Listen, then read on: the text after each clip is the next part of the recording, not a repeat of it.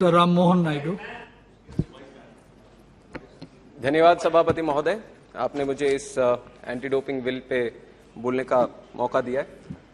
मैं तेलुगुदेशम पार्टी से anti doping bill के समर्थन में मैं खड़ा हूं और मैं धन्यवाद भी देना चाहूंगा मंत्री जी को, जो खेल की व्यवस्था को एक सही दिशा में आगे लेके जाने के लिए एक प्रयास कर रहे हैं। उसके लिए हम सब साथ में रहेंगे और सब समर्थन भी करेंगे। सर, ये बहुत ही महत्वपूर्ण बिल है और बहुत ही आवश्यक है आज लेके आने के लिए। जो स्टैटिस्टिक्स, जो आंकड़े हैं अभी हमारे 2015 से लेकर 2017 तक विश्व में तीसरे पोजीशन पे था भारत। उस टाइम पे लगभग 57 पॉजिटिव केसेस थे। उसके बाद अगर देखा जाए तो 2018 में 117 पॉजिटिव केसेस हुए, 2019 में 255 केसेस हुए। तो इस तरह से अगर देखा जाए तो ये केसेस बढ़ते जा रहे हैं। और आज भी थोड़ा दुख की बात है, जो कॉमनवेल्थ गेम्स होने वाले हैं उसमें भी लगभग 10 खिलाड़ी फेल हो गए, जो डोप टेस्ट है। तो बहुत ही आवश्यक है, इसको लेके आने की जरूरत तो बहुत ही है। और बहुत डेलिब्रेशंस के साथ भी सेलेक्ट कमेटी के बाद बहुत ही legal experts, medical experts, sports के एक्सपर्ट्स सबके साथ डिस्कस करने के बाद ये बिल लेके आए। पर उसके बावजूद भी 2-3 ऐसे सुझाव हैं जो मैं आपके जरिए मंत्री जी को मैं यहाँ पे रखना चाहता हूँ। सबसे पहले, जो बहुत ही लोगों ने, सदस्यों ने भी मेरे से पहले जो बोल रखे हैं, उन सब ने भी ये बात उठाई है, जो डायरेक्टर जनरल का अपॉइंटमेंट या उसको जो निकालने का तरीका जो है, इसमें जो इन्वॉल्वमेंट है केंद्र सरकार की, वो डेफिनेटली वो कम होनी चाहिए या बिल्कुल होनी ही नहीं चाहिए। This is what the Wada also suggest. जो वर्ल्ड एंटी डोपिंग एजेंसी भी है वो भी यही सजेस्ट करता है कि एक इंडिपेंडेंट ऑर्गेनाइजेशन की तरह इसको चलना चाहिए। उसमें मिनिमम गवर्नेंस इंटरफेरेंस होना चाहिए ताकि वो अपने काम सही तरीके से बिना कोई इन्फ्लुएंस के साथ वो करे।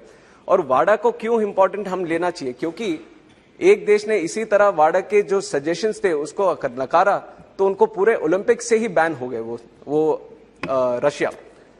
तो इसलिए हमें वाडा को बिल्कुल ध्यान में रख के कोई भी अगर निर्णय हम लेंगे तो जरूर उनके जो सजेशन है, उनके जो राय है, हमें जरूर पॉजिटिवली लेना चाहिए।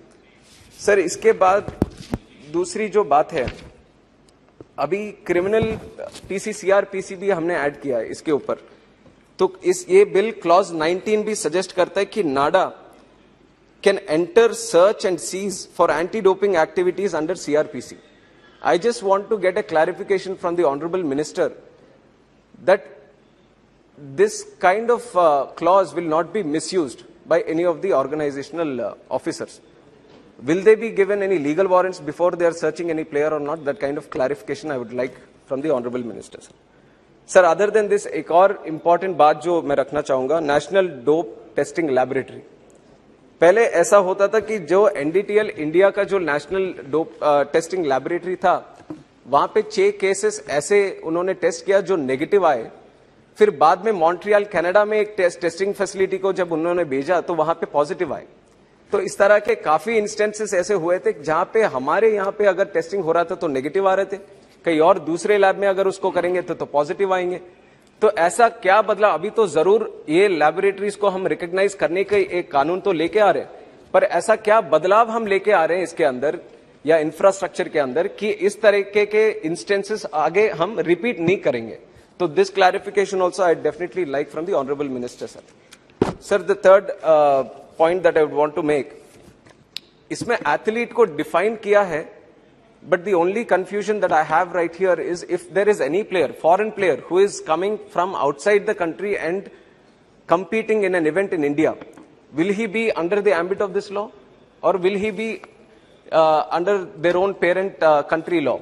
तो ये भी अगर, क्योंकि एथलीट को पूरी तरह से उसमें डेफिनेशन में मैं समझ नहीं पा रहा हूं कि अगर बाहर के खिलाड़ी यहां पे आके इस देश में खेलते हैं क्या वो भी इस कानून के अंदर आते हैं कि नहीं आते, तो वो भी एक बार क्लैरिफाई करना पड़ेगा sir.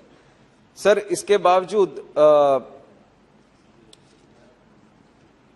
Sir, more like a suggestion जो बाकी लोगों ने भी दिया है, awareness is definitely a very important point that we should concentrate on.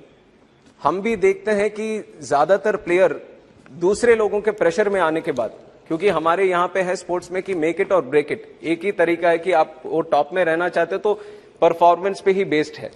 तो उस दबाव में आकर काफी लोग, कुछ लोग अनजाने में जाने में कुछ सजेस्ट करते हैं, तो उसके प्रभाव में आकर वो लोग इस तरीके के डोपिंग सब्सटेंसेस कुछ लोग यूज करते हैं परफॉर्मेंस एनहांस करने के लिए, but not with a negative intention. तो जरूर इसको टैकल करने के लिए अवेयरनेस प्रोग्राम्स जैसे पहले भी स्पीकर्स बोल चुके हैं, तो वो जरूर करना चाहिए सर। सर टू सारे पॉइंट आ गए। yes I know sir, but from my party also I have to make sir, All your points have come. 2 more points, I'll just close it sir. The other point, we are seeing the sports competence of our nation by looking at the medals we win. सारे विश्व के competitions देखते हैं कितने medal आए, तो उस हिसाब से हमारे देश का स्पोर्टिंग अच्छा चल रहा है कि नहीं चल रहा। पर अगर सही तरीके से हम अपने कॉम्पिटेंस को, स्पोर्ट्स कॉम्पिटेंस को अगर देखना चाहेंगे तो हमें अपने अंदर देखना पड़ेगा सर।